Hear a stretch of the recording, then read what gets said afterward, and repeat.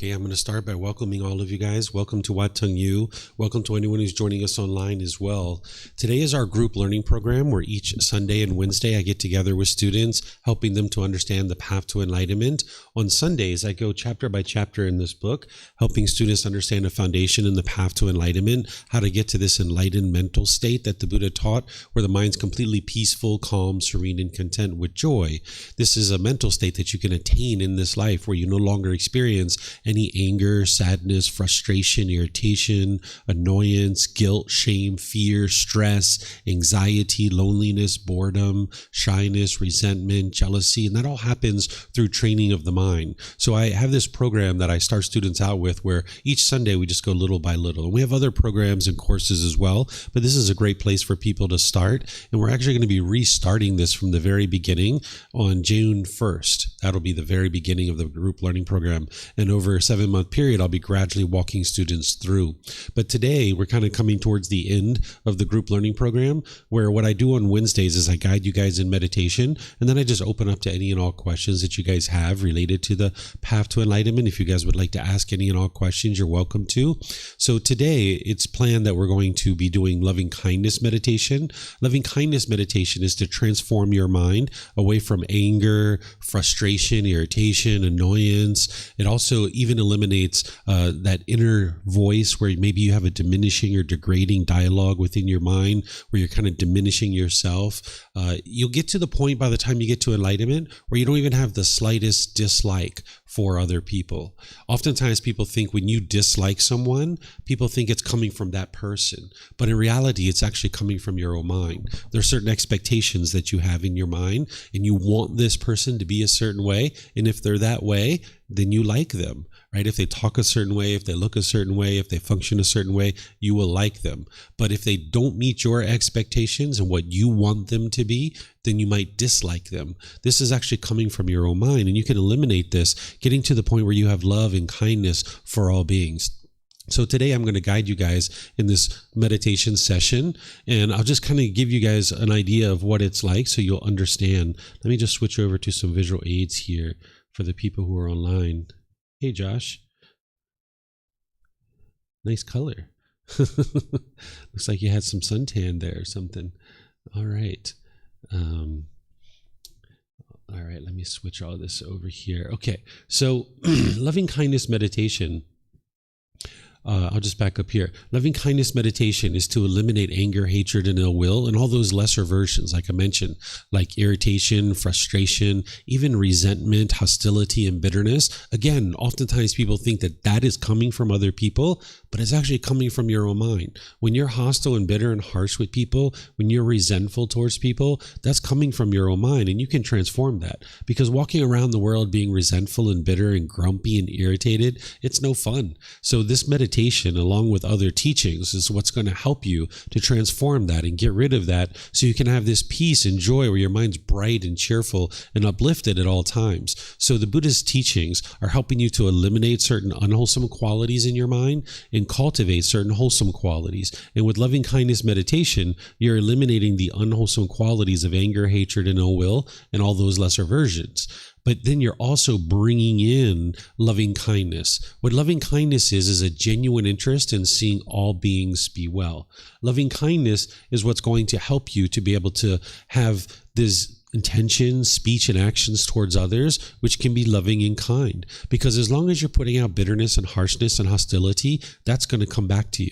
You can look in your relationships. Maybe you're struggling with your parents or your siblings or a life partner or children or other people like this. Maybe your boss or coworkers. You can see when you're bitter and harsh and hostile, that's exactly what's coming back to you, because that's the natural law of karma, of cause and effect. But when you transform your mind to be more loving and kind, and over a long-term, consistent period of time, you're being loving and kind with the people around you, you will actually transform your mind and transform your relationships. But as long as your mind has anger and bitterness in it, you can't be loving and kind in all situations. So the Buddha discovered these pollutions in the mind that when you uproot them, that's where you'll be able to function more optimally. You'll be able to perform more and more and more within your own mind and in your day-to-day life. You'll be able to be very peaceful and very joyful. You'll be able to be loving and kind with all the beings around you.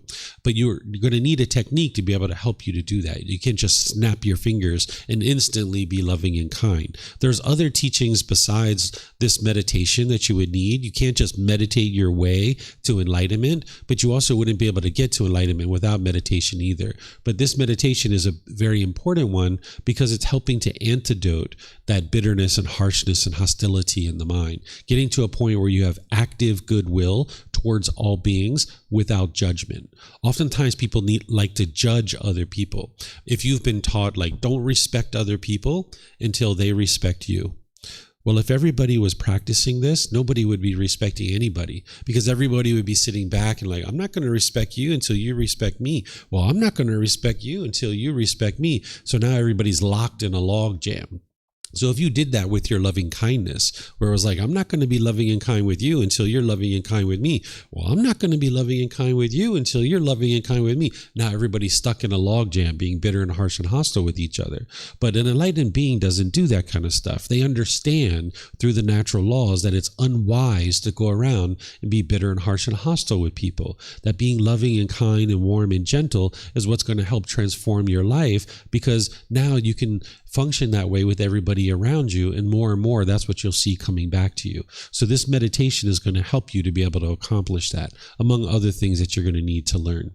So the way that we do this loving kindness meditation is I start with some chanting to ease us into the meditation. And if you would like to do these chants, you're welcome to. They're on a laminated sheet over there on the table.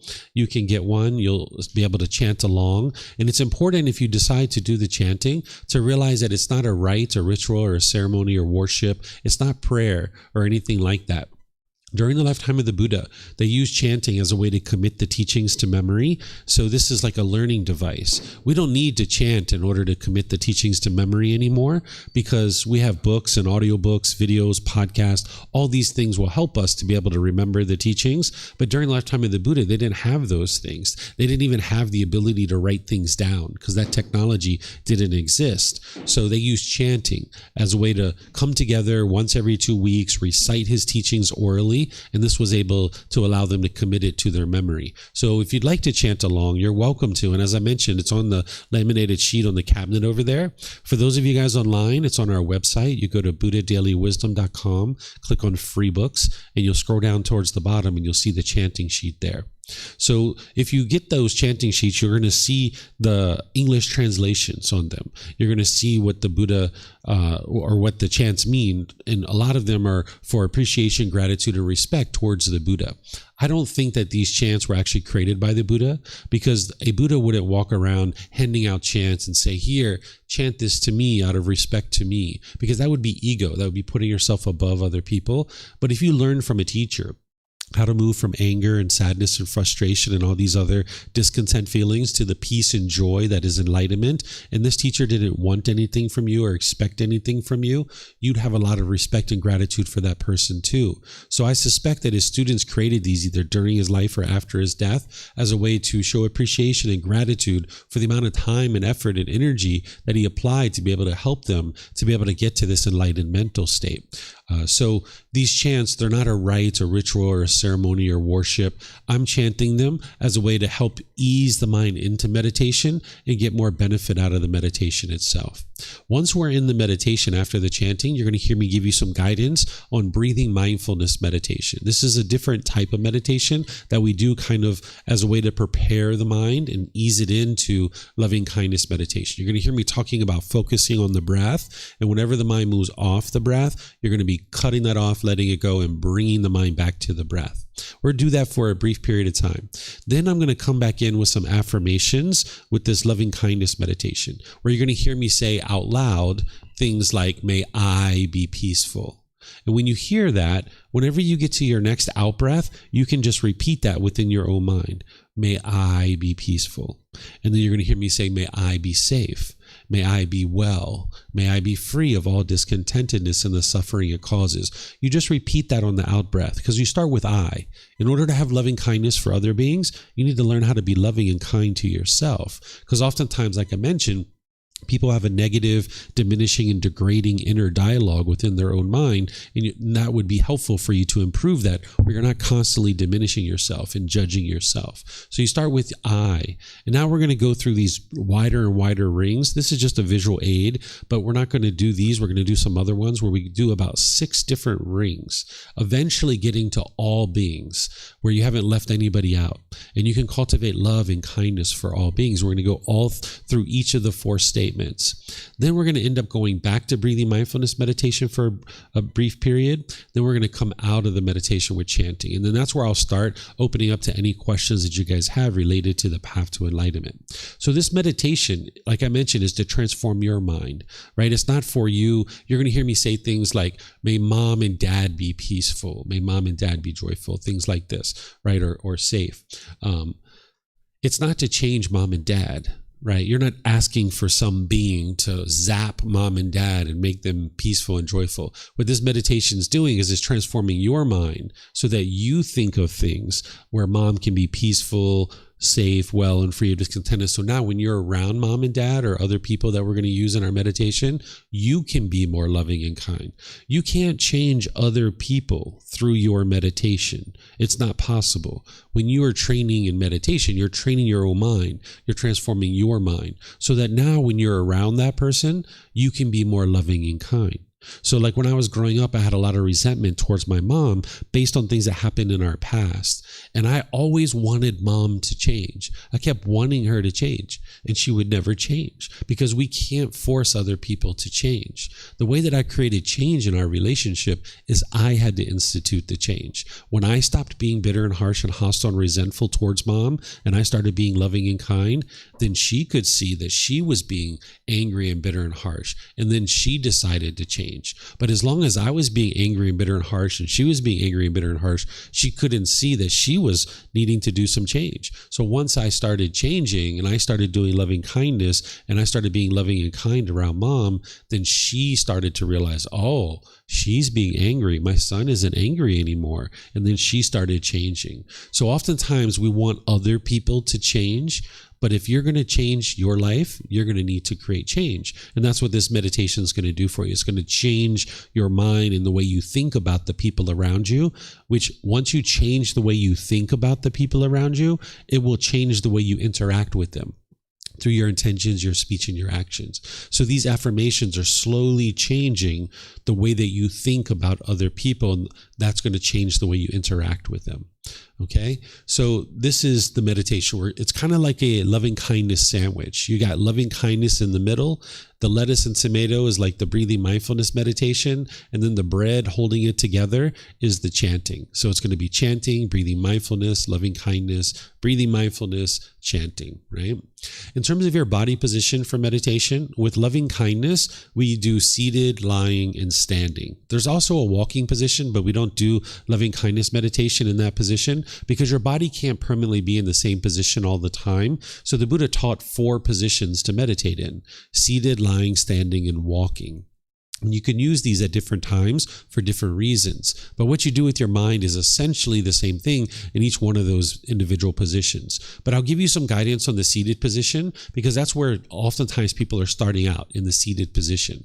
People will either sit on the floor or there's chairs. Maybe if you're at home, you're on a bench or a sofa or a wheelchair or something like this. You can sit however you're comfortable. There isn't just one fixed way to sit. But in terms of giving you some guidance, that are maybe suggestions or recommendations, I'll provide you some of that in order to find something that's even more comfortable for yourself. But just understand what I'm sharing with you are just suggestions for you to consider. It's not something that it's rigid where everybody has to sit the same way. You find whatever's comfortable for you. So if you're sitting on the floor, you might have some cushions under your rear. This will kind of help make it more soft. And then if you're going to cross your legs, it's best if you have those lightly crossed. Whereas if they're real tight, it will impede the circulation and you'll have pain in your lower body. Some people like to put their legs off the mat. This gets your hips up in the air and it lessens the angle at the hips, the knees, and the ankles, and it allows the circulation to flow. So if that's comfortable for you, you could use that. You find out for yourself. In terms of your hands and your arms, The Buddha put his right hand over his left with his thumbs together, and he put this into his lap. If you would like to use that, you can. But again, it's not about everyone doing it exactly the same way. Some people like to put their palms on their thighs or their knees. Some people put their palms up. Some people rest their hands comfortably in their lap. So you can find whatever is comfortable for you. And for anybody who's in a chair or on a bench or sofa or wheelchair, oftentimes people put their feet flat on the floor or lightly crossed at the ankles. But you can see me, I'm sitting in a chair with my legs crossed. So that's an option for you as well. In terms of your upper body, you would like your upper body to be erect. If your sternum is up and your shoulders are back, this will help keep the mind attentive and alert during the meditation, because this is a dedicated, active, purposeful training session where you're eliminating certain unwholesome qualities and you're cultivating certain wholesome qualities. So you'd like the mind to be attentive and alert during this training. Whereas if you were slouched, the mind would have a tendency to be dull or lethargic. But if you're real rigid, the mind could be overactive or uptight. So you'd like the upper body to be in the middle with the sternum up and the shoulders back. And this will help keep the mind attentive and alert, as well as make it easy for you to breathe in through the nose and out through the nose. So again, I'm going to ease us into the meditation with chanting, which you guys are welcome to join along in. And then I'll come back in with the guidance to help you through the meditation.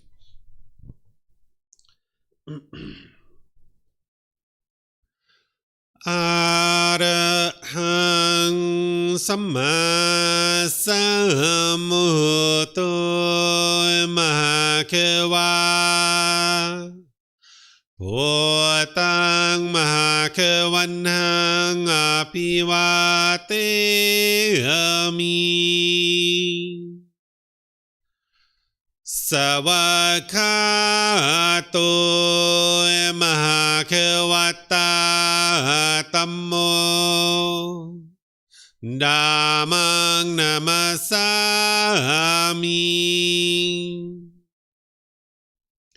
Supatipano Mahakavato Savaka Sangho Sanghang Namami Namo Rasa Bhagavato Arahato Samma Sambuddhassa Namo Rasa Bhagavato Arahato Samma Sambuddhassa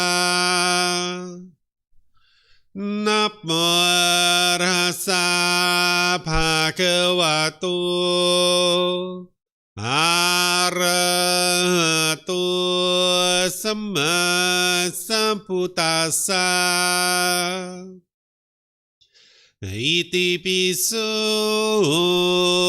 mahakava Arahang Samma Sambuddho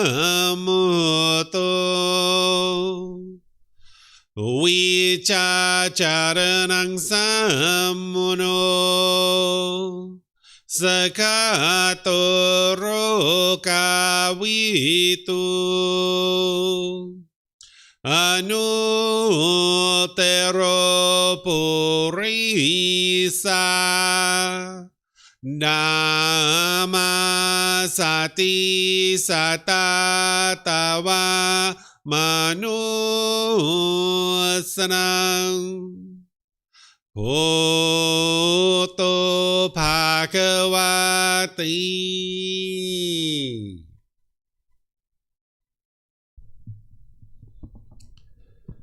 Okay, with the lower body and hands and arms comfortable, and the upper body erect, just close the eyes and start breathing in through the nose and out through the nose. Here you're just looking to establish the breath. A nice, natural, steady, consistent breath.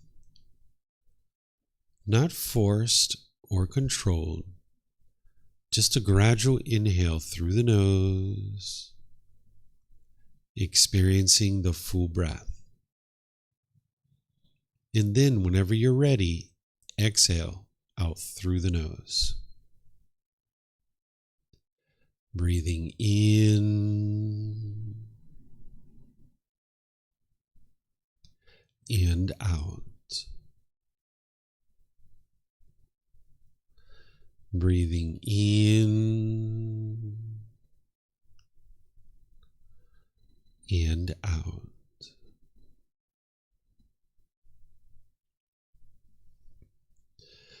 Your breath may not match up with the guidance that I'm providing, and that's okay.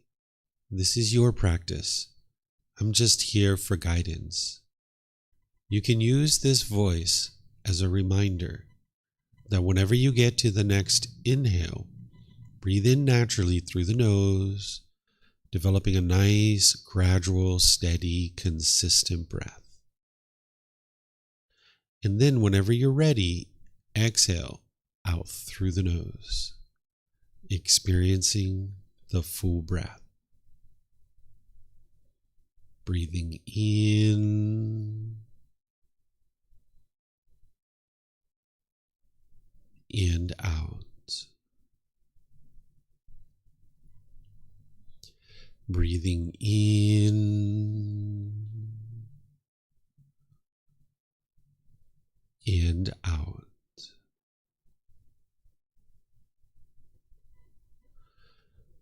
With the breath well established, start fixating the mind on the breath, either the sound of the breath coming into the nose or the sensation of air moving over the skin into the nose. The breath is the present moment. Fixate the mind on the breath, the present moment. Breathing in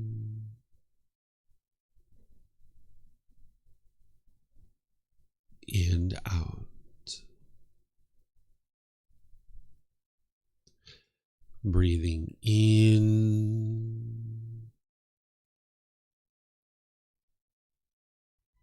and out.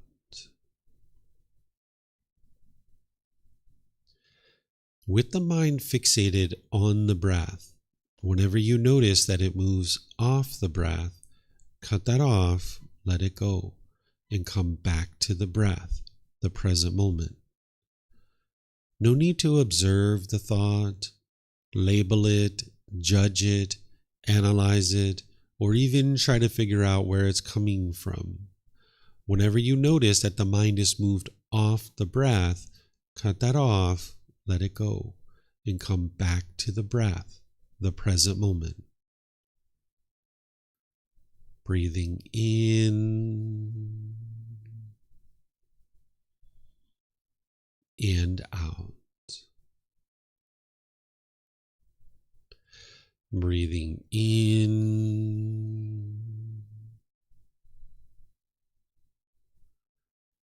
and out.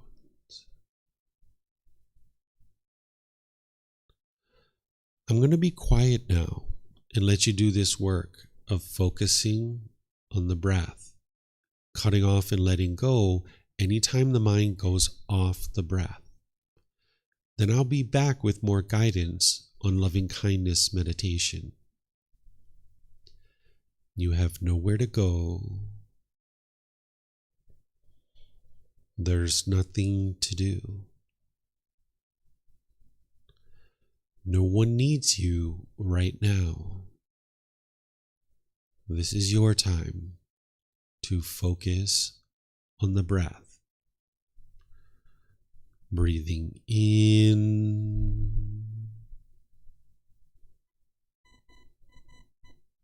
and out.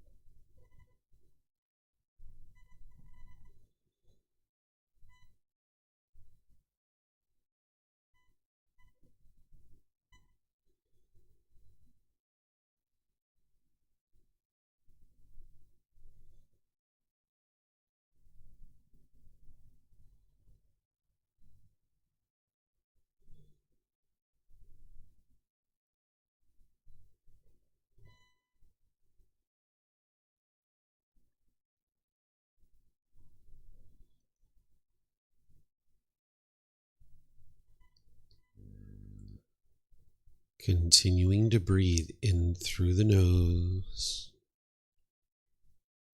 and out through the nose. Repeat these affirmations in the mind on the out breath.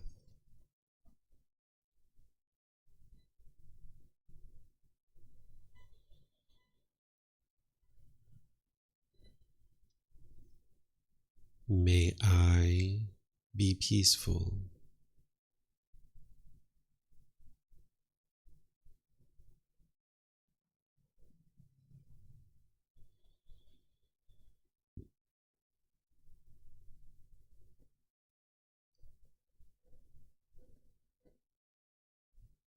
May I be safe.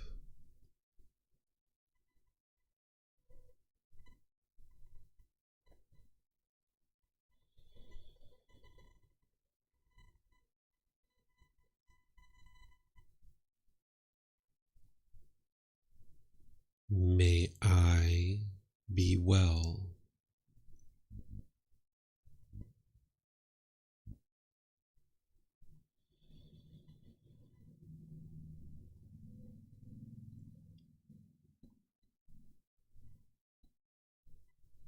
May I be free of all discontentedness in the suffering that it causes.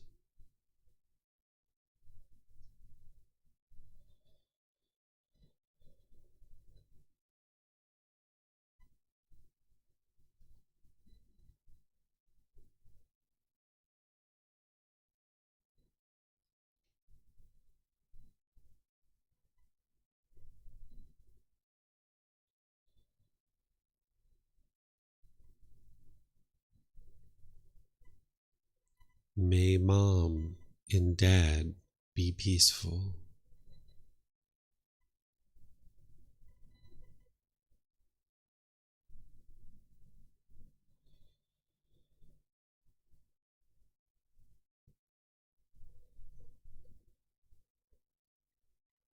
May they be safe.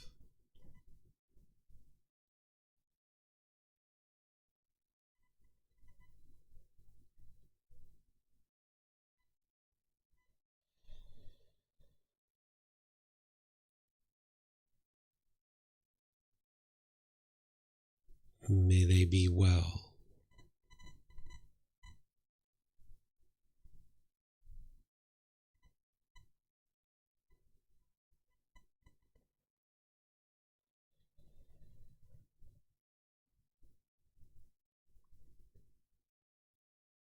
May they be free of all discontentedness in the suffering that it causes.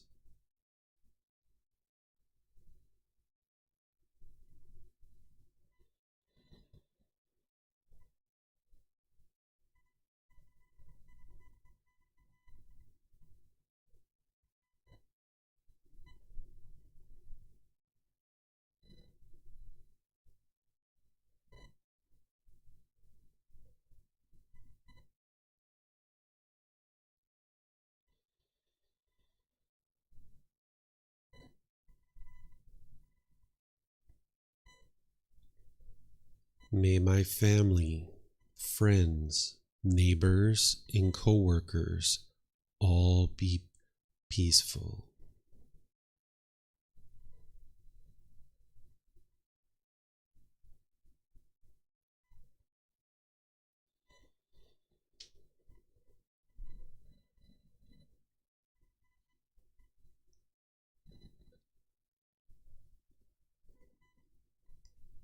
May they be safe.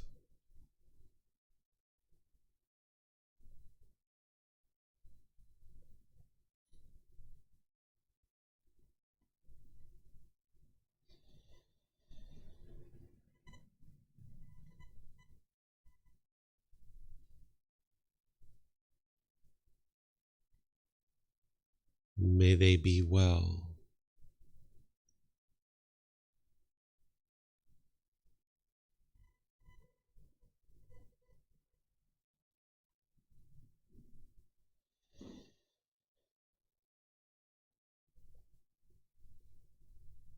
May they be free of all discontentedness in the suffering that it causes.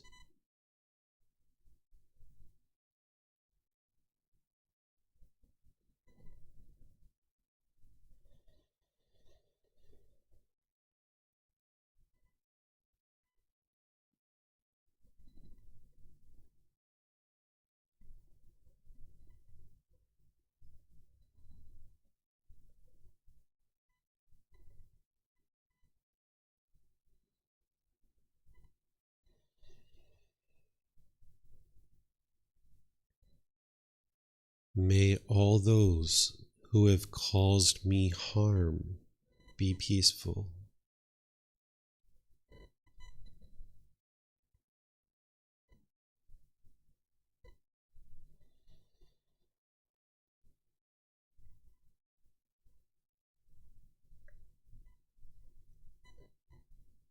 May they be safe.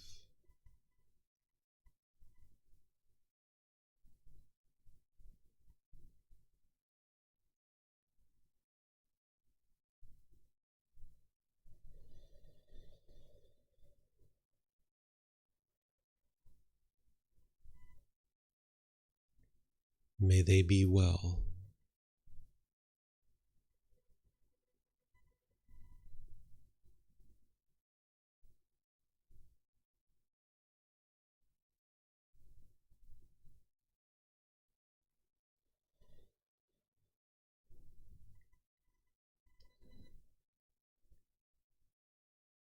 May they be free of all discontentedness in the suffering that it causes.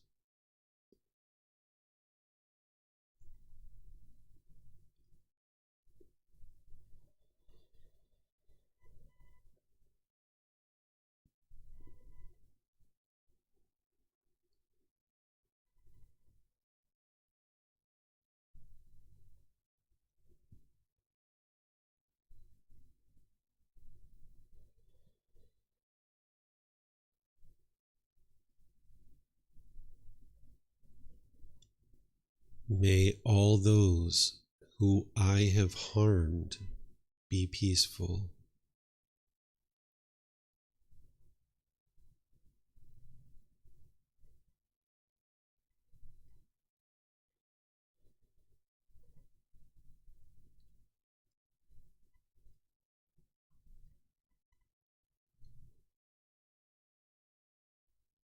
May they be safe.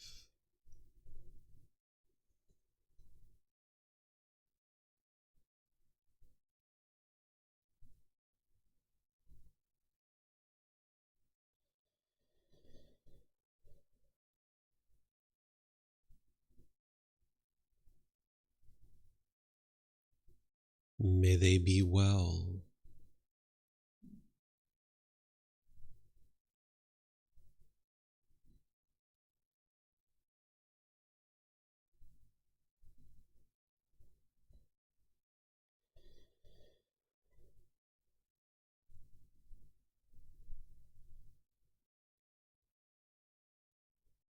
May they be free of all discontentedness in the suffering that it causes.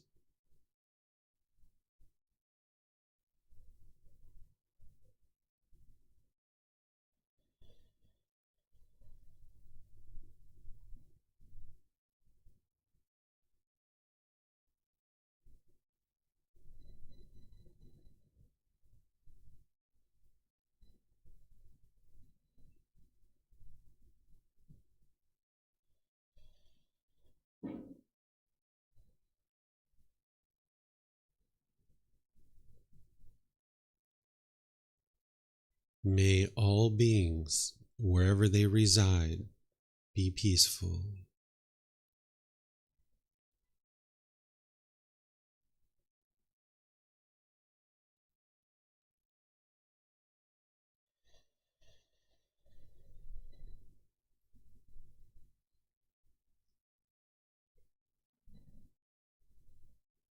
May they be safe.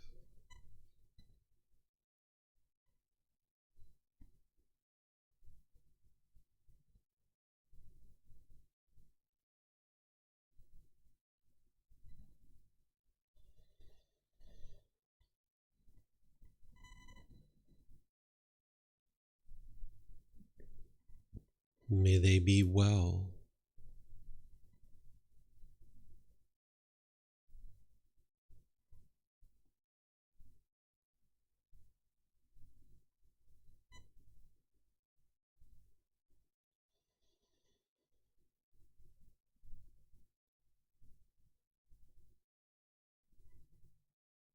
May they be free of all discontentedness and the suffering that it causes.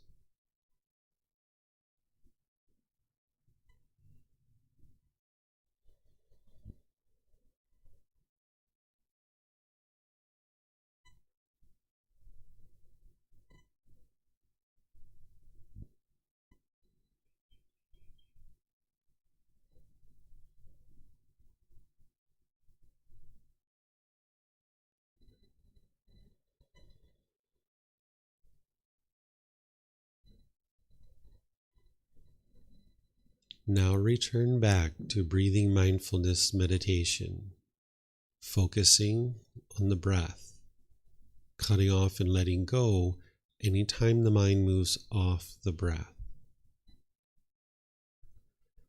Breathing in and out.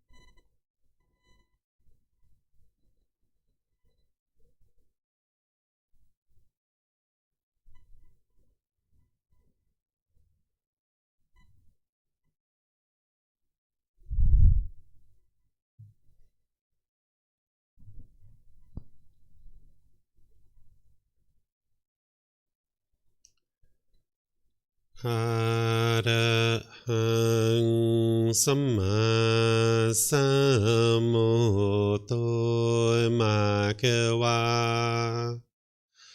โพตังมหาเกวันหังอภิวาเตมิ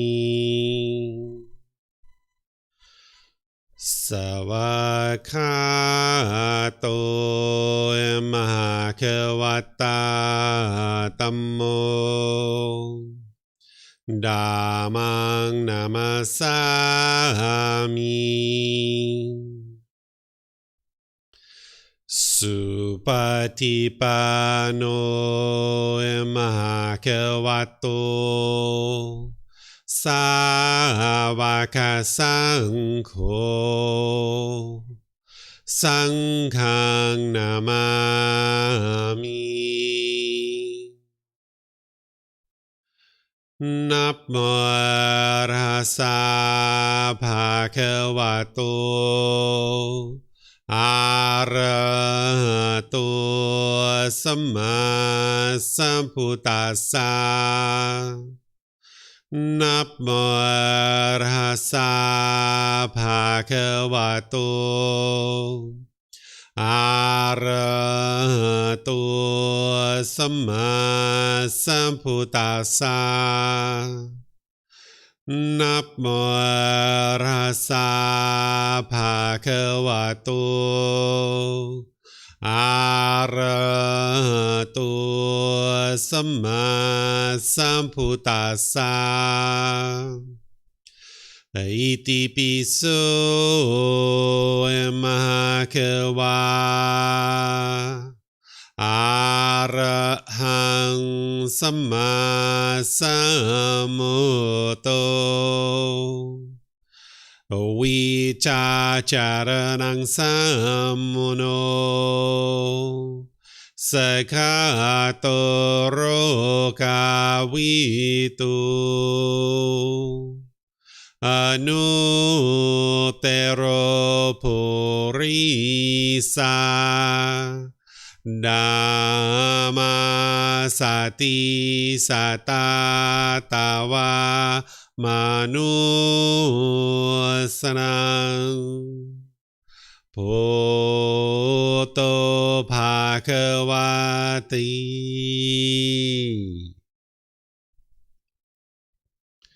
Okay, if you guys would like to slowly make your way out of meditation. Once again, welcome to everyone. Nice to see everyone here this morning. Sawadee Kap. Welcome to everyone online as well. Today is our group learning program where each Wednesday I get together with students and just guide you in meditation and open up to any questions that you guys have. There's other courses and retreats and different classes that I teach where I'm actively teaching you guys the path to enlightenment, because what the Buddha did is he discovered how to train your mind to the point where you no longer experience any anger or sadness or frustration or irritation, annoyance, guilt, shame, fear, stress, anxiety, loneliness, boredom, shyness, resentment, jealousy. All these feelings and others can be eliminated from the mind through training of the mind. But you need to start with understanding what's causing these feelings, because oftentimes people think they're being caused by other people or external things. And this is just not true. Nothing in the teachings of the Buddha is based in belief. So whatever I share with you today, don't believe what I'm sharing with you. You're going to need to independently verify what I'm sharing, which is your mind is causing your own anger, your own frustration. What it is your mind is craving permanence. Your mind wants things to be a certain way. You're expecting things. You're longing, yearning for things to be a certain way and for those things to be that way permanently. And when the mind gets what it wants, it gets happy, it gets excited, it gets elated, it gets thrill or euphoria. But when the mind doesn't get what it wants, it gets painful feelings like anger, sadness, frustration, irritation, annoyance, guilt, shame, fear, stress, anxiety. These are called conditioned feelings that based on some condition, your mind is going to form a certain feeling. So for example, if you crave for it to be sunny outside and it's sunny, you'll be happy. You'll be excited. Yay, it's sunny. That's exactly what I wanted. I'm so excited. I get to go outside and go hiking on the trail. But then when it rains, you'll be frustrated. You'll be agitated because your mind's not getting what it wants.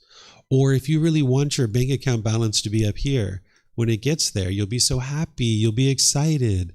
But then when it goes down here, you'll be frustrated or agitated or annoyed. The only thing that's happened is change.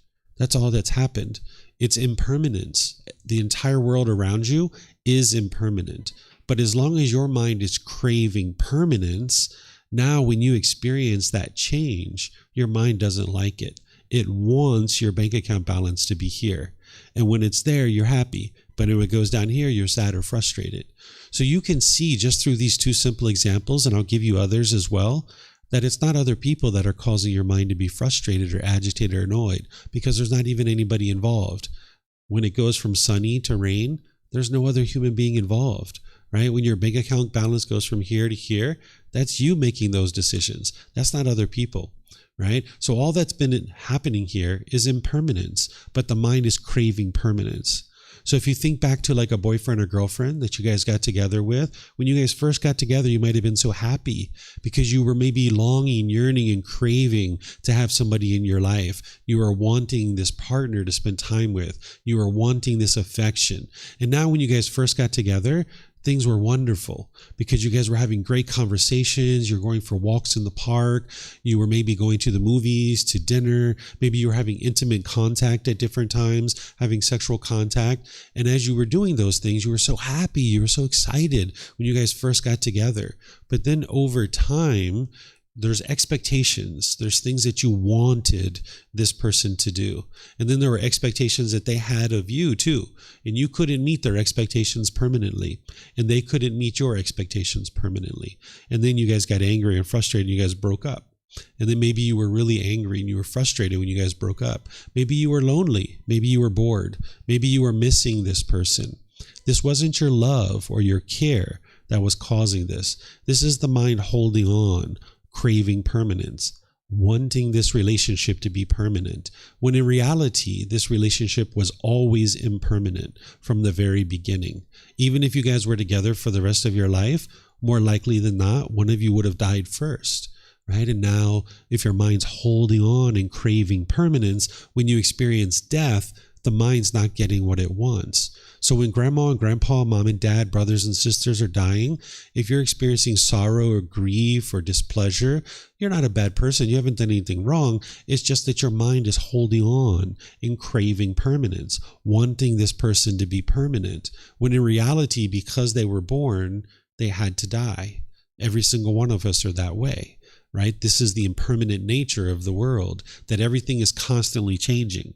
But when you lack wisdom of the natural laws and the way the world is constructed, your mind will crave permanence, wanting things to be permanent.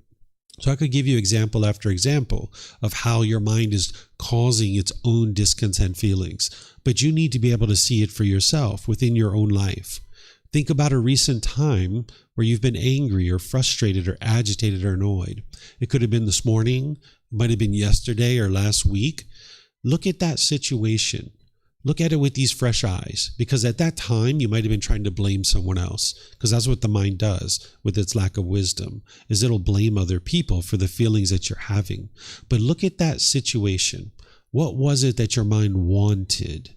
What did you expect? What were you longing, yearning for? And if you would have got it, you would have been happy. But because you didn't get it, you were angry or frustrated or annoyed. You should be able to see this within your own life. And if you're having difficulty seeing it, let me know. You can describe the situation to me and I will help you see it. Because one time I had a student, sometimes people ask questions, right? I had a student one time say, David, I went to work the other day and my house looked beautiful. And when I came home, my wife had this craft project all over the house and I got angry and frustrated when I walked in. How did I cause my own anger? Didn't she cause my frustration? She's the one who messed up the house. How did I cause it, right?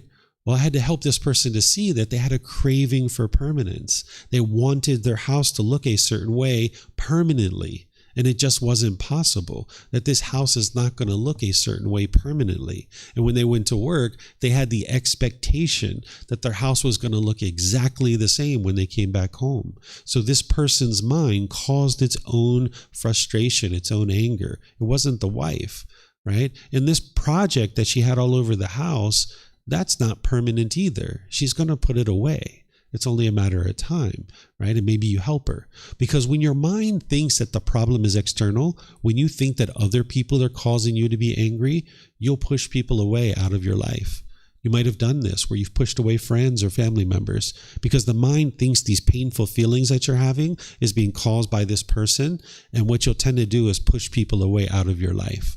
But that doesn't solve the problem, right? Or the second thing you might do, or you might be bitter and harsh and hostile through your intentions, your speech, and your actions. It's almost like an animal growling and roaring at another animal, trying to fear them into doing things your way. It's like, "Rrr." You might be bitter and harsh and hostile with the people around you. This is the unskillfulness of the mind. Or you might put expectations on people, trying to pressure them or control them to do things your way. In fact, people are probably doing these things to you. People have probably pushed you away, or people have been bitter and harsh and hostile to you, or people have put their expectations on you, trying to control you to do things your way. Parents are kind of, notorious for this, right? Kind of putting their expectations on their children, trying to force them or control them to do certain things. Oftentimes, this is the way people will experience parenting. And the parents think that that's love, that they're trying to get your life to be a certain way. And they think that that's them loving you. But that's their craving, desire, attachment. That's their wants and expectations. They're trying to experience happiness through you. They're trying to get that conditioned happiness that if you do what they want you to do, they will be happy. But if you don't do what they want you to do, they will be angry or sad. But you aren't causing that, right? That's being caused by their own mind. So every individual person causes their own discontent feelings. And you need to be able to see that for yourself. Because as long as you go around believing that it's other people that are causing you these feelings, you'll keep pushing people away, being bitter, harsh, and hostile, and you'll put your expectations on people and try to control them, and you'll experience broken relationship after broken relationship after broken relationship. You can't live harmoniously with all people because it's only a matter of time before someone does something that you disagree with. If you can only love people and you can only be harmonious with people that do things your way, there's only one person in the world that's going to do things your way. Do you know who that person is? You, right? That's it, right? So it would be pretty lonely to be just by yourself all the time, right? Or if you can only love people who do things your way, you're only ever going to be able to love one person in the world, right? And you might even have trouble doing that sometimes. You might have trouble loving yourself, right? So what this path to enlightenment is about training your mind and being able to see true reality around you. What is the mind really experiencing? What are you really experiencing in life? Because what your mind's believing, if you're still experiencing anger and frustration and all these other discontent feelings, what your mind is believing about the world isn't true. Now, I'm sure you guys are all adults. You might think that you understand the world to a certain degree, but if you experience anger and frustration and sadness and all these other discontent feelings, there are certain things about this world that you don't understand yet, and that's your mind struggling and having difficulties in the world. As you're having struggles and difficulties, that anger and stress and anxiety is showing you that there's certain things about the world that you don't understand yet. There's a lack of wisdom. So this path to getting to enlightenment, where your mind's peaceful and joyful permanently, this is to cultivate wisdom about the natural world around you. The Buddha didn't teach rules and commandments. He didn't teach you rites and rituals and ceremonies and worship. While you might see those things attributed to the Buddha, he actually didn't teach those things. He's teaching you how to cultivate wisdom, and through gaining wisdom and through training your mind, you'll be able to then awaken, meaning you'll be able to cultivate this wisdom and get to this higher consciousness where your mind is no longer experiencing anger and sadness and frustration. It's basically like an evolution of our species, that human beings aren't required to experience anger and frustration and all these other discontent feelings. You can get to a point where you no longer experience that. Just like you opt out of an email on your email list and you can say, hey, I'm opting out of this. I'm not interested in this email anymore. You can actually do the same thing with anger and sadness and frustration. You can opt out. You can say, nope, sorry, not interested in experiencing that anymore. I'm going to train my mind and get to the point where the mind's completely peaceful and joyful. And that's where the teachings of the Buddha come in to be able to help you understand how to do that. And what a teacher is a teacher is like a tour guide. You're doing all the work. You're learning and growing and training your mind. It's like doing this inner work, this inner development. And a teacher is basically pointing out for you the things that you need to learn and understand. And then it's up to each student to choose to learn and understand those things. And what we do is we give you everything for free at no cost, because that's how confident we are that this is going to work. Because if it works for us, it's going to work for you too, right? So that's why we do everything at no cost. All the books, all the videos, all the podcasts, all the courses and retreats, all the personal guidance that you're going to need. You can get all of this at no cost because we know that this is going to work for you, and we have love and kindness and compassion for you, and we would like to see you experience more and more peace and more joy in your life. But each individual needs to choose that for themselves. And if someone chooses to do that, then you have someone that's motivated and has ambition to be able to help you to be able to make your way on this journey. So if you guys would like to ask questions, I just kind of gave you guys just a little bit of a taste of what the teachings of the Buddha are. But of course, the teachings of the Buddha are very deep and very detailed. We can talk about anything and everything that you'd like about the path to enlightenment, the Buddhist teachings, temples that you're seeing here in Thailand, any challenges that you're having in your own personal life. If you have questions about meditation or questions about your parents and your relationships and your life partners and your children or boss and any of these kinds of things that you guys would like to ask questions about, you can ask anything and everything that you like. If you'd like to ask questions here at the temple, we have microphones here in the white bowl. If you could just get a microphone and press the gray button, you're going to see the lights come on, and you can hold it up to your chin, and we'll be able to hear you here at the temple, and they'll be able to hear you online. If you speak here without a microphone, they won't be able to hear you online, so it's important to have a microphone. And when you're done, if you could turn it off, that'll be good so we don't get any feedback. And you can just keep these microphones with you because you might have more than one question, or someone around you might have a question, and you can just share the microphone with them. For anybody who's in Facebook, YouTube, or Zoom, if you would like to ask questions, you can put that in the comments section, or in Zoom, you can raise your hand electronically and unmute your microphone, and you can ask any and all questions that you like. So is there anybody here, anybody online that has questions that you guys would like to ask? Let me see if we have anything. Oh, we have something online. Let's see. This is from Melody. Okay. This is from Melody in Zoom. She says, since all the relationships change all the time, I wonder how you think about making commitment. What's your intention when you make a commitment?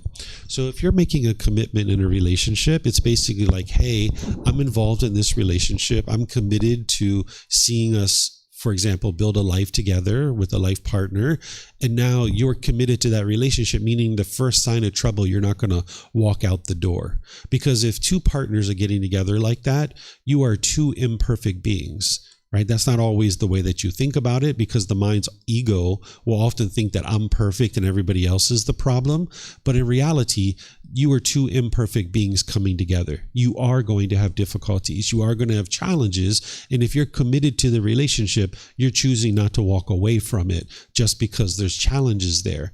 You're willing to support and encourage the other person in their journey. And you guys are growing as individuals. But now as a relationship, you guys support each other in your individual lives. So that's what it means to have a commitment, that you're not going to just walk away in the first sign of trouble, and that you guys are going to face challenges together as a couple, sharing your time, effort, energy, and resources to be able to help each other move your life forward. And this is going to help you guys individually, but then as a couple, you guys will help each other. Essentially, by the time you guys have developed in your relationship, you guys will be like best friends, right? Like that's usually what people say, is they say, oh, be best friends with your life partner. Well, if you're really having a good relationship, you guys will literally be best friends. Like my wife at this point, we've been together, I think 18 years. I know this woman inside and out, backwards and forwards. I almost know what she's going to say before she says it, because we've spent time together. I know how she thinks. I know how she makes decisions. I know what she's doing in her life currently. I know what she's interested in doing in the future. I know what she's done in the past. And at any point in time, I'm able to help her, whatever it is that she's interested in doing in life. And if she comes to me and asks for help, I'm right there to help her because I'm committed to her, right? And I'm not looking anywhere else for any other partner.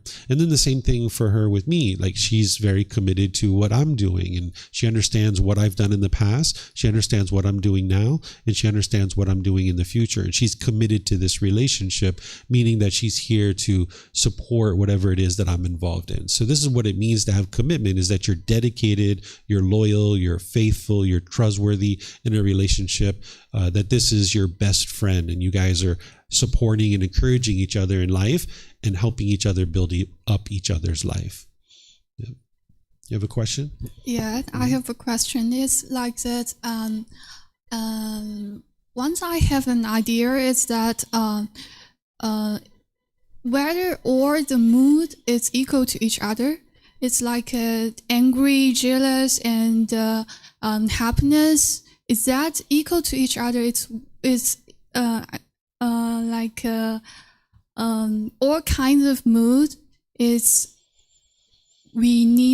what we need to experience. I want to know your view. So is your question, is happiness and jealousy the same thing? Is that what you're asking? Yes. Okay. I'm sorry, my English is not that good. That's okay. I was just making sure I understood.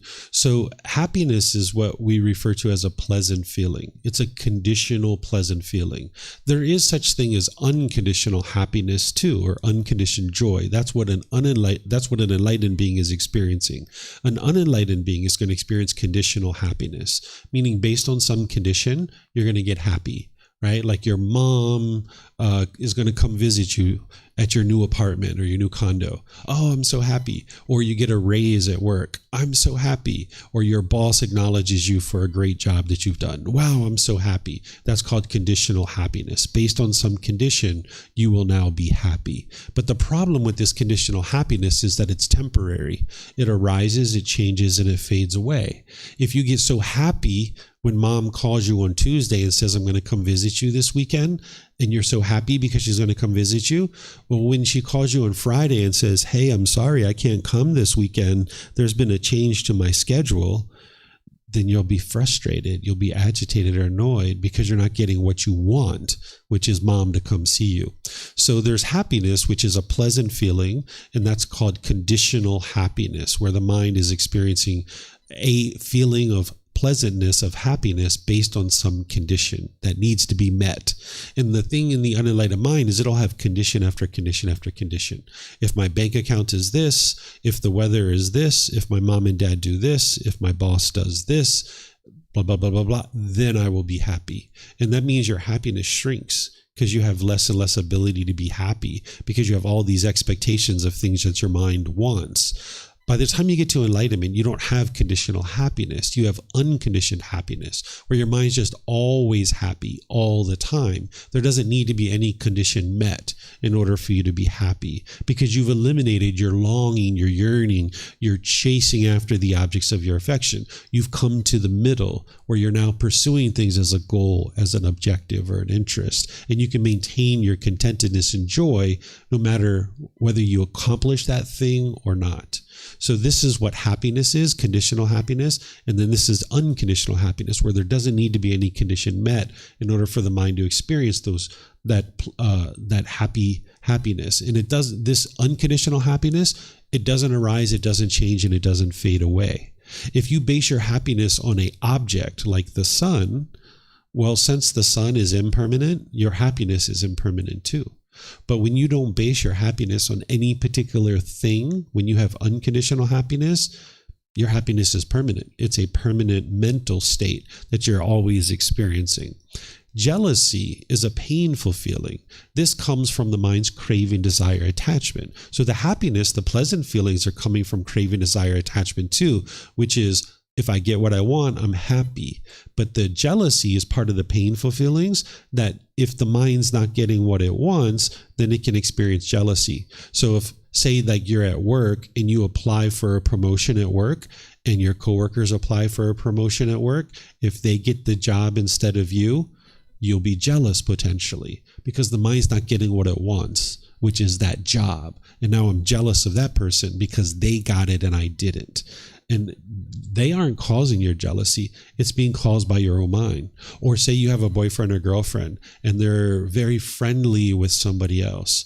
And now you want them to be with you and not that other person. Now there might be jealousy in the mind. This is because of the mind's wants and expectations. And these are painful feelings that the mind is experiencing because of its craving, desire, attachment. So they are two different things, but they're being caused by the same thing, which is craving, desire, attachment. All these feelings and emotions, they're all being caused by exactly the same thing, which is craving, desire, attachment, longing, yearning, wanting things to be a certain way.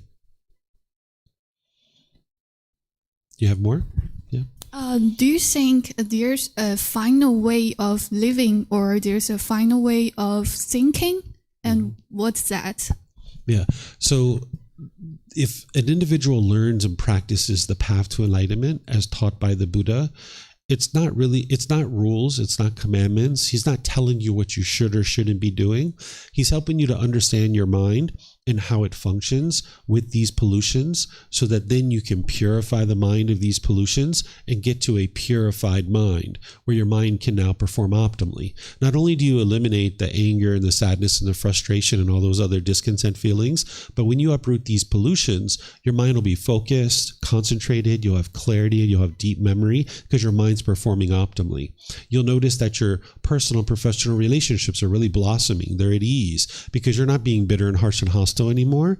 So your relationships are completely at ease. You'll have wonderful, harmonious relationships. You won't even have a bad mood any longer because the causes and conditions that are producing that have been uprooted. You'll notice that you have sustainable energy all day long, because when you have craving, desire, attachment in your mind, you're chasing after things. If you get what you want, wow, that was such a good day. Wow, it was so much fun. I had really great time, right? It was a wonderful day. But if you go out into the world and you're not getting what you want, oh, it was a horrible day. It was miserable because you didn't get what you wanted throughout your day. You kept not getting what you wanted. That's why it felt like a miserable day. So if you learn and practice these teachings, this is an ideal way to live your life. So the teachings of the Buddha aren't a religion, right? Religion, in my opinion, there's usually one person at the top telling everybody else what they should or shouldn't be doing. There's rules and commandments that you have to follow. And then there's rites and rituals and ceremonies and worship. This is religion. And if that's the way you think about religion, the teachings of the Buddha aren't a religion. The Buddha never said, I discovered a new religion. He never said that. He said, I discovered a better way of life, and here's this better way of life. And he taught it to anybody who was interested in learning it.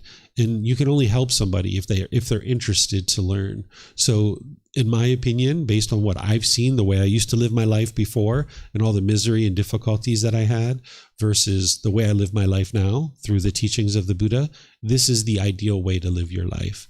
But each person needs to be able to come to understand that on their own, based on their own interests and their own sincere interests, to learn and grow and develop. And that's what a teacher is here for, is to help those people who are interested in that help. Yeah, you're welcome. Let's see. Okay, looks like we have some more online. If you guys have questions here, you can get a microphone.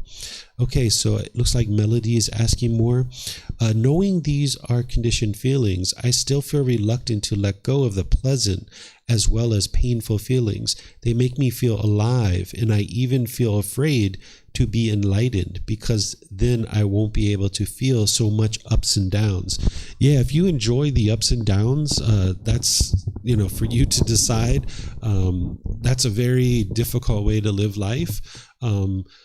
What we're talking about here is we're talking about change. And when the mind is being approached with change, going from experiencing anger and sadness or frustration to experiencing peace and joy, that's a change for you. And the mind doesn't like change, right? The mind craves permanence. So that's where that fear is coming in, where you feel scared, like, oh my goodness, there's going to be this change in my life. I can assure you that the life as an enlightened being will be much better for you than anything you ever imagined. I mean, think about this individual, the Buddha, right? He was a prince destined to become a king, right? Most people would really enjoy to live in the royal family and be a queen or be a king. They think that that's just the perfect, most ideal life with all these royal riches and all the things that come along with that. He stepped away from that. Think about how wonderful enlightenment must be to be willing to step away from being a king in order to experience this enlightened mental state. That's how wonderful this mental state is that there's nothing that would stand in your way of accomplishing it. If you understood how peaceful and how joyful the enlightened mental state is, there is nothing that would stand in your way of accomplishing that. But you need to be able to see that for yourself. As long as you're holding on and clinging to these feelings, thinking that that's what makes you feel alive, that's not what makes you feel alive. Because oftentimes when I talk about enlightenment, people be like, oh, just being peaceful and joyful all the time. They think it's like mundane, where it's just kind of like flat, right? And they think that this happiness and sadness is what makes you feel alive. That's very miserable to experience that. This enlightened mental state, it's not flat. It's not where you're like, ooh, it's not like you're a robot going around, as a robot. Your mind is uplifted. It's bright. It's radiant. It's cheerful.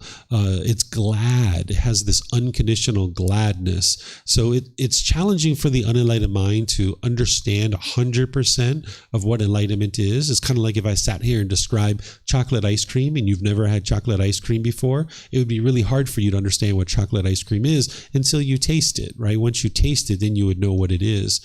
So it's the same thing with enlightenment. But if somebody's interested in clinging to the conditional feelings, then they'll never be able to do the work to be able to get to enlightenment. And that's a choice for them to make. But they're just going to continue to experience the heartache, the misery, the despair, the sorrow, the grief, the displeasure. Those kinds of things are just going to keep happening over and over and over in their life. I experienced so much of that when I was younger that I was disinterested in that. I was looking to get out of that. And I was no longer interested in experiencing that. So that's why the teachings of the Buddha appealed to me. But each individual person needs to decide if they're going to continue to stay in that misery and that grief and sorrow and despair, or they're interested in getting out of it. And if you're interested in getting out of it, that's what the teachings of the Buddha are for. There's an escape for you there. Those conditioned pleasant feelings are ultimately unsatisfying because they're temporary. They arise, they change, and they fade away, right? What the Buddha is guiding individuals to is a permanent peacefulness, a permanent happiness, a permanent joy, that your mind can always experience this and it never goes away. So that's why it's ultimately satisfying for the mind, because it's a permanent peace, a permanent happiness, a permanent joy, permanent cheerfulness, permanent gladness. But again, if someone wants to just stay in those difficulties and struggles of life, then that's for them to decide. But there is this better way of life, and it's here for anybody who's interested in experiencing that. Amen, you have a question? Thanks very much, David, for the teaching. Considering I have absolutely no way of controlling what anyone does or says to me or whatever, it feels like the buck really stops with me. Mm-hmm. In fact, if I meet disappointment, I'm talking about sort of family, very close relationships. If I meet disappointment, it's me who really needs to recalibrate and do that work and think, okay, this is just impermanence. Disappointment is part of this. But sometimes it just feels sort of it's difficult. I'm not talking, if it was a boss at work or something else, you kind of go, okay, fair enough, but when it's the people closest to you and you kind of realize, I mean, I still carry resentment that I had developed when I was a little boy, Mm-hmm. And as I've grown up and into adulthood and into a man and an old man, I've tried to resolve some things, but it doesn't work. It has never worked. Mm-hmm. I've tried to have adult conversations and it's never ever worked. And I suppose I'm just left with the thought that, wow, that's a shame. It could be better. It could be better, but it's not. Mm-hmm. And I kind of think that any time I've attempted to talk about something, I'm disappointed by, say, my father for his unwillingness or inability to talk about something that's obviously difficult. And I suppose he's really disappointed in me because I bring it up. So that disappointment is from the mind's craving from the one, from the expectations. It's being caused itself, right? Because if you expect your dad to talk about this particular thing and he's just not interested, the mind's not getting what it wants. And the people around you aren't going to do what you want them to do. You need to get to the point where you're comfortable that everybody's making their own decisions and they're not going to do what you want them to do, right? So as long as you're trying to solve your problem external, yeah, it's not going to work. That's why it hasn't worked yet. Because there's nothing that you and your dad can talk about that's going to solve your resentment, right? Your resentment is being caused internally within your mind. So this conversation with dad isn't going to fix that. Even though you might still have a conversation with dad, and maybe that's still something you would like to do at some point and have those conversations, that's not going to get rid of your resentment. Right? We think that the problem is external because we lack wisdom in the unenlightened state. The problem is internal. The way that you solve that resentment is you've got to let go of your expectations of wanting this person to be a certain way. Because I grew up with a lot of resentment too towards many of the people that were in my childhood. And as long as you hold on to wanting them to be a certain way, they're not going to meet that. Because let's just say you laid out your expectations for your parents, even though this would be unwise. But let's just say you laid it out in a very clear document and you said, I want you to be exactly this way. And let's just say they read that document, they took it super serious, and they executed every last expectation that you wanted. You'd be happy for a period of time, but then your expectations are going to change. You're going to want something else. Right? It's just like if you graduate from college and you want a job making $30,000 a year and you get it, you'll be happy for a period of time, but then you're going to want $50,000. And now you're going to chase after that. And then when you get it, you'll be happy for a period of time, but then you're going to want $80,000. And now you're going to chase after that. It's never ending, right? So if you laid out all your expectations for your parents today and they performed them perfectly, you'll be happy for a period of time, but then your expectations are going to change and you're going to want something else and something else and something else. So the way to get to happiness isn't to change other people. That's what people think, is they have to go out in the world and have to change other people. So that resentment that you have in your mind, you'll never solve it through talking to dad and getting dad to be a certain way. The way you solve it is train your mind to let go of the expectation. So I wanted my mom to be a certain way and I was resentful that she wasn't that way. And all through my life, I was resentful. But eventually I got to the point where I was just like, you know what? She's working based on the wisdom or lack thereof that she had her entire life. She's doing things her way. Where I needed to get to was just to have appreciation that she was able to give me life. Right? If it wasn't for her and what she went through in order to birth me into this world, I wouldn't be in this world. And let me just have appreciation for her having given me that life. And even though she didn't do things exactly the way I would have wanted in our childhood, which I've never met any child that agreed with everything their parents have done, even though she didn't do everything I wanted her to do, she at least gave me life. She fed me. She made sure I got an education. She gave me clothes. She gave me medical care. She gave me these kinds of things. And I can just have appreciation that she gave me this life, right? And that's it. Anything else beyond that is just an expectation. And yeah, she talked with me rough and bitter and harsh at different times in her life. But eventually we got to a point where we didn't have any of that. But I had to change my mind of stop expecting her to be a certain way.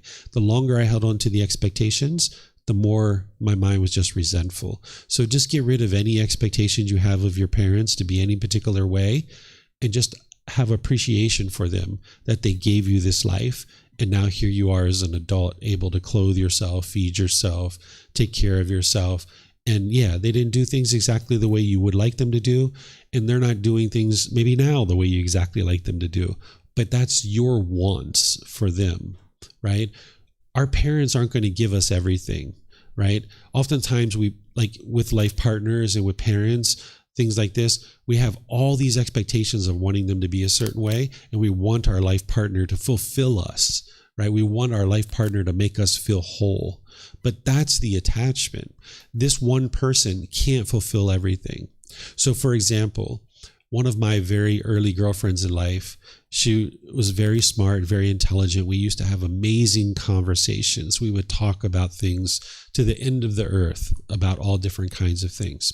And we were together for a good long while. Then when I met my current wife and my wife before her,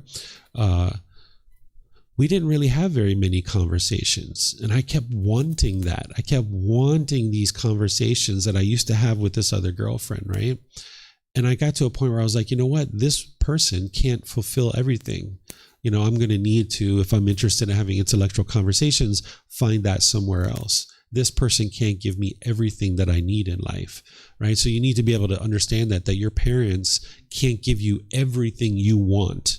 If you have a certain interest to have certain types of conversations, you're going to need to find other avenues for that in other places instead of burdening your parents with this expectation to do things your way. And that way you can have a more harmonious relationship with your family. And there's other things that you're going to need to do too, but this is just one thing since you're bringing it up today. Thank you. Yeah, you're welcome.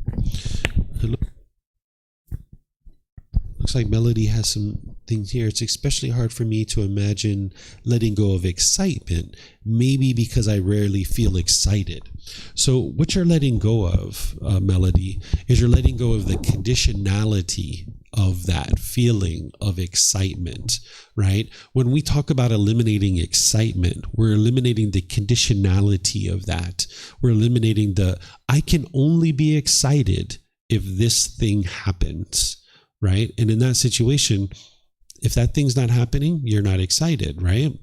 And it sounds like you probably have a lot of expectations in your mind. That's why you're rarely experiencing excitement. You're probably on the other side where the mind is experiencing the painful feelings more frequently. By the time you get to enlightenment, your mind is bright, it's cheerful, it's uplifted. Everything is wonderful, right? Doesn't matter what you're doing. Everything is completely wonderful.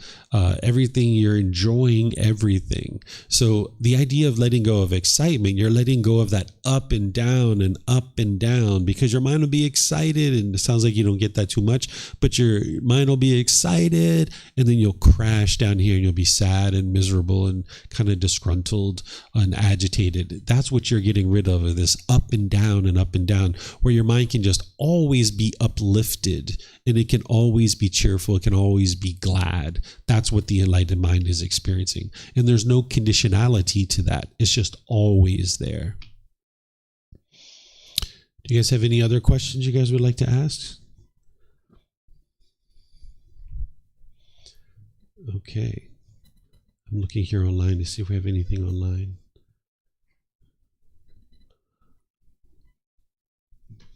You have a question? Yes, sir.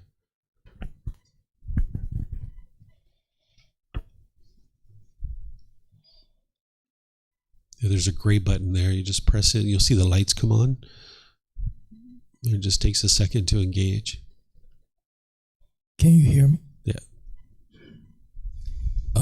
I have a question on part of the loving kindness meditation. Mm-hmm. On specifically, may I be safe? Mm-hmm. Where I grew up in a Western society. Sorry, I caught a cold. Yeah. And growing up, like, my parents' society gave me a concept where I can only be safe if I do certain things in life, like have a stable job, save for retirement, investments, and even if I meet them, for example, now I have a stable job, I have a fear of losing the things I've saved because of economic conditions, politics, stuff like that. So when I do this loving kindness meditation, I think the may I be safe part, it's a bit of a stretch for me. Mm-hmm. And I'm just wondering how to deal with that. Yeah. Whenever you're doing these meditations and you're learning these teachings of the Buddha, they're going to be challenging.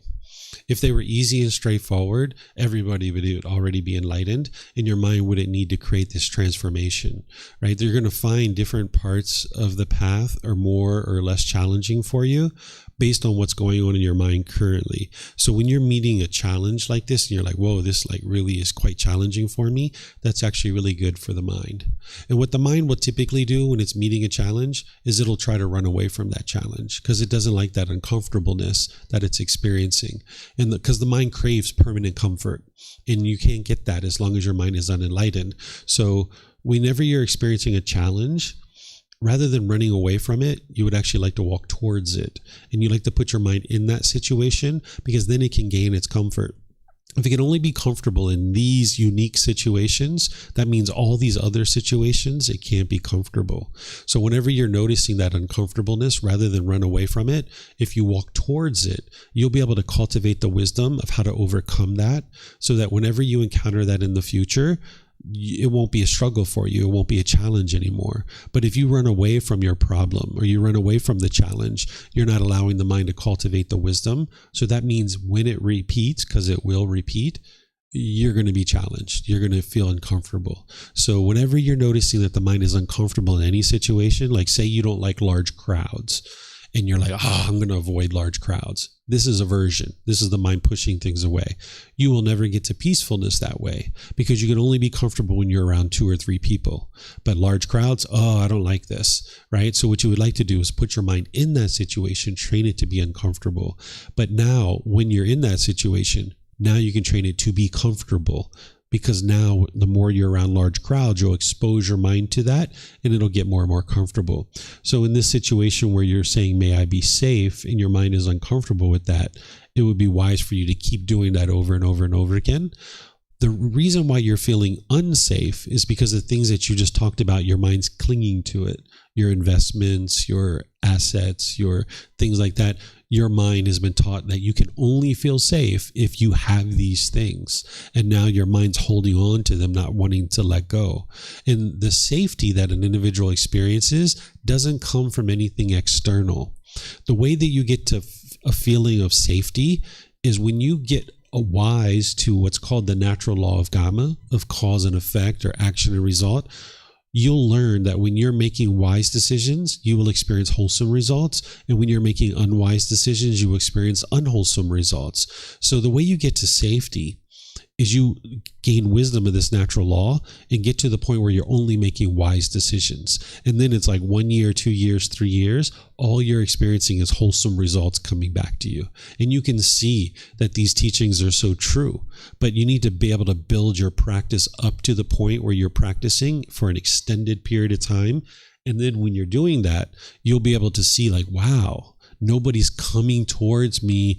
Nobody's trying to take advantage of me. Nobody's being, a certain way. Like in my life at this point, 99.99999% of the time, people are loving and kind and warm and gentle because that's the way I've been for a very long time. But that wasn't the case in the past. In the past, I had a lot of difficulties and struggles because I was being bitter and harsh and hostile, and people were being that way with me. But no matter how awake an individual is, no matter how enlightened they are, someone could still be bitter and harsh and hostile to them, but their mind is fully protected because now they're safe, because their mind doesn't go up and down and up and down. Where when you're in the unenlightened state, it's only a matter of time before you see something or hear something, you smell something, you taste something, something comes in contact with the body, or some thought or idea goes through your mind, and you're frustrated or agitated or annoyed. Your mind is bound up. You're not free. So to get free, it's all about training your mind, and that's where you'll feel the safety because your mind's not clinging to these things. Instead, you're just making wise decisions to make sure you have these assets, and you're collecting these assets and wealth for things that you need, but you're not clinging to it and you're not basing your feelings on those things or not. Because as long as you're basing your feelings on your investments are doing this, your feelings are going to do that too. So you need to get to the point where you have these things, but you're not attached to them. You're not basing your feelings on those things. Mm-hmm. Yeah, you're welcome. And it's the Eightfold Path that's going to train you how to do that. That's the core central teaching. You're welcome, Melody. Nice to help you. Okay. Did you have a question as well? Yeah, thanks. I have a question that because I feel very restless, worrying, I can feel peaceful. Because to be honest, in the evolution, I'm having trouble hearing you. Maybe you get a different mic. I'm sorry that. That's okay. In the evolution of the social mainstream in China, maybe I'm be considered as a loser because I have no marriage, no children, and no job as well.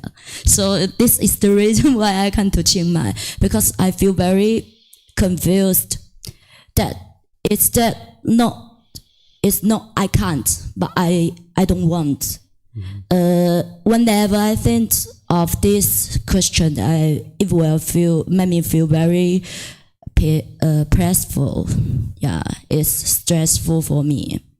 I don't know what kind of person I want to be and what kind of life I want to live. So I feel very confused for a long time. I can't find a peaceful or safe or weird or filled by myself. I don't know how to do. So okay. So I'm going to just back up here, all the way back here, because we were just talking about that with this gentleman, and with you too, it'll be helpful as well.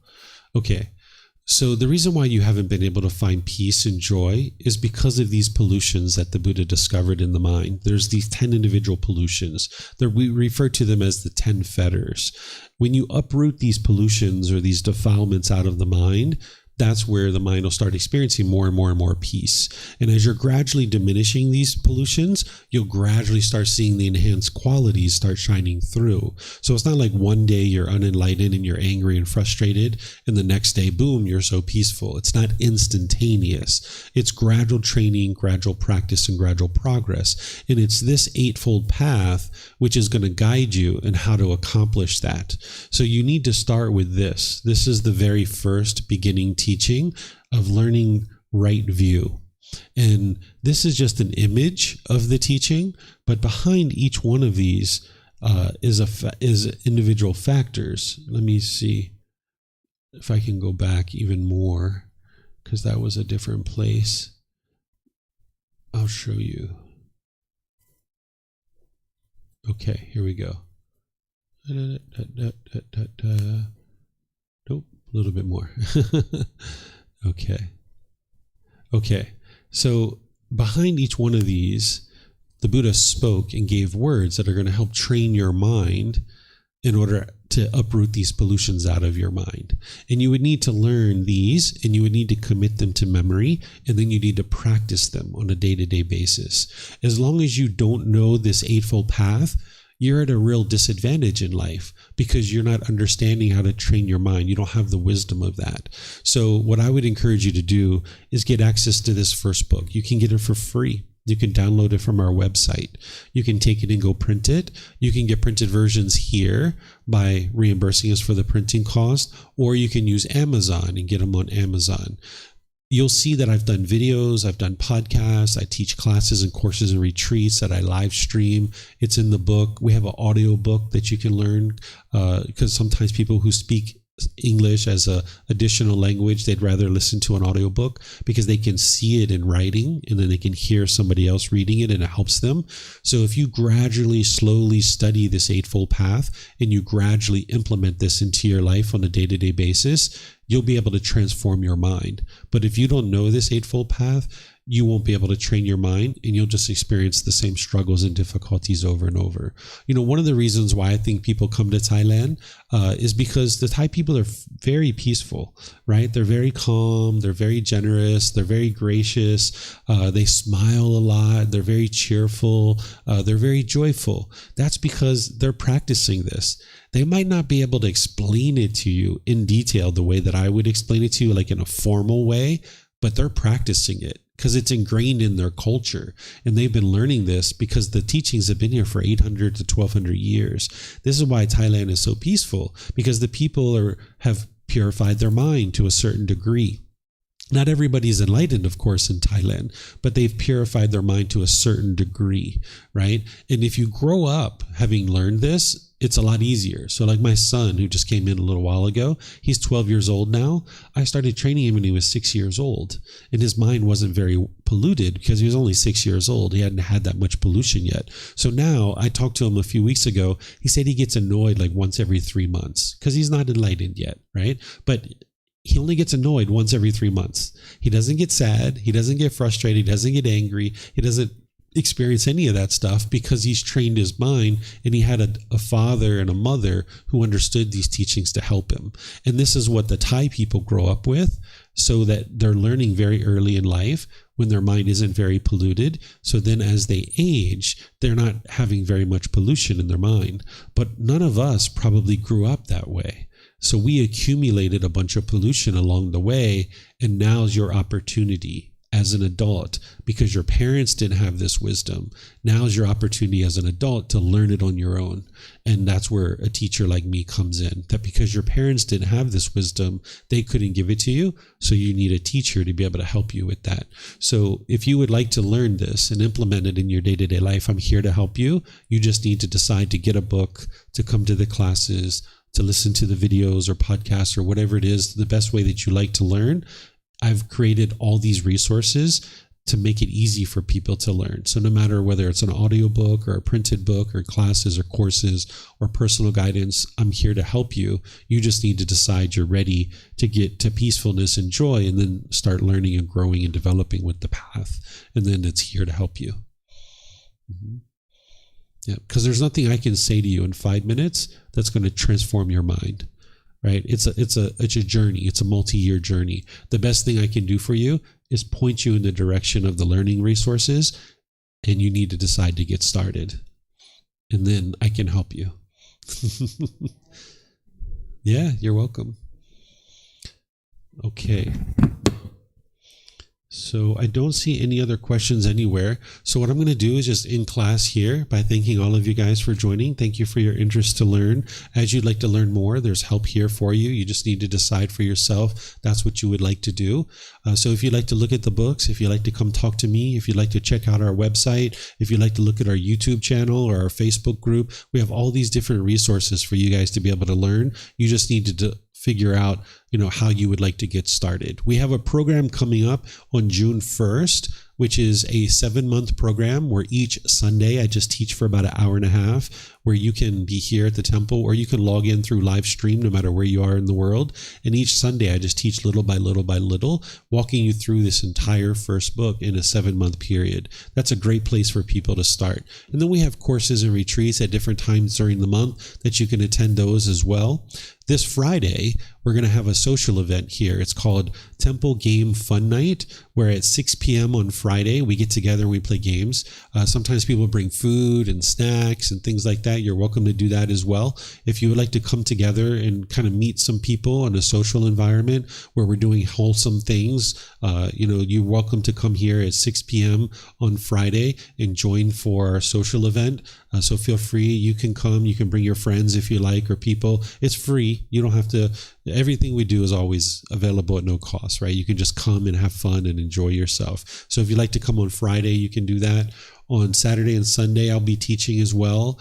So you can see all of our schedules of events on our website. So if there's anything you would like to come talk with me about, feel free to do that. But otherwise, have a very lovely and wonderful rest of your day. And perhaps we'll see you next time. Sawadee krap. Sawadee krap. Jai jian.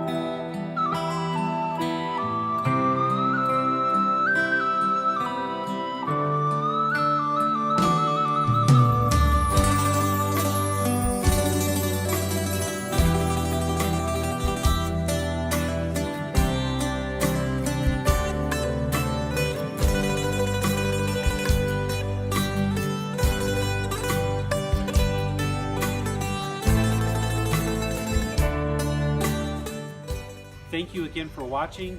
Enjoy your meditation. Look forward to seeing you online and answering any questions that you might have. Thank you so much.